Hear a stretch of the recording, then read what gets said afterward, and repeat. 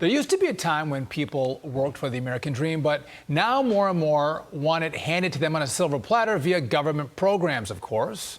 Adjusted for inflation, food stamp spending is up about 60% since 2019, just down slightly from pandemic-era highs. And according to the USDA data from that organization, more than half of working-age food stamp recipients are able-bodied adults who do not work. Here to react is Committee to Unleash Prosperity co-founder, the great Steve Moore. Steve, this is an issue, and I was in the campaign trailer to come up a lot because Americans have open hearts, good hearts. They want to help people in times of need.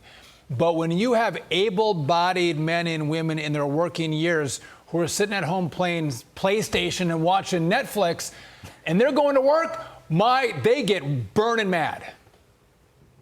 Yeah, look, this is an outrage. And, you know, when we had COVID, what happened was millions and millions of Americans went on to food stamps in an unusual number because so many businesses were shut down. And then what happened, Sean and Dagan, is a lot of them never got off. You know, they said, hey, this is pretty good. I can get food stamps. I can get all these other government benefits, rental assistance, and so on. And, you know, those benefits could pay as much as an $80,000 a year job. And so here we are in 2024 in an economy that is not in recession. There are problems with the economy, but there are jobs out there. And these welfare recipients, especially food stamps recipients, as you said, who are able-bodied, they're able to work, they just won't work because, you know, they've got this cushy chair called welfare benefits. And that's not what the American people want.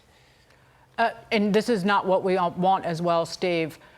This is based on the fiscal year numbers through first 7 months of the fiscal year. Mm-hmm. The U.S. is paying interest on the national debt that, keep moving, has surpassed, this is 7 months of the first fiscal year, that has surpassed Medicare and what we spend on defense. 7 months soaring past, this is interest on the national debt, is soaring past $500 billion.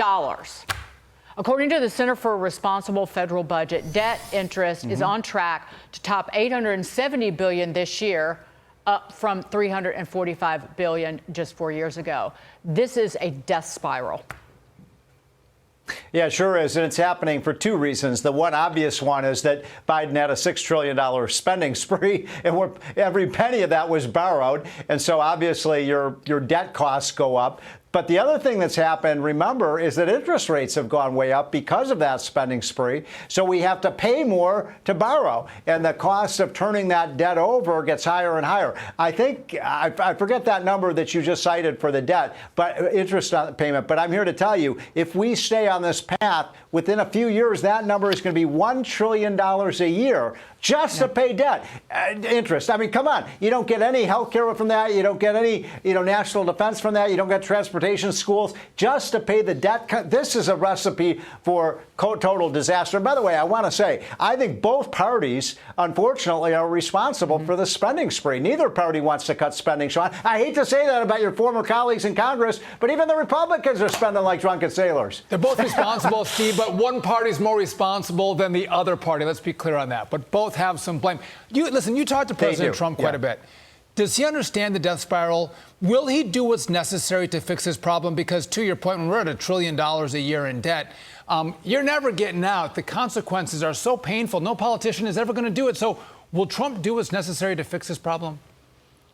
Oh, yeah. We're gonna be able to find about $500 billion of just waste, fraud, and abuse right off the start. All these green energy programs that Biden has spent hundreds of billions, I think we can get rid of those immediately. And then, of course, we want to grow this economy faster. Yeah. One of the ways to bring the debt down is to put people back to work, produce more energy. That'll produce more tax revenue. So, yeah, that is a high priority for us to bring that deficit down as quickly as we can, or else we're headed, I'm going to say it again, $1 trillion a year in interest payments. That's as large as the entire budget when I first came to Washington in 1984. That's just what we're going to pay for interest payments.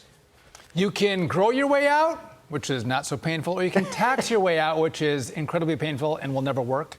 Steve Moore, always great to see you. Thanks for being with us. We appreciate it. All right. See you guys.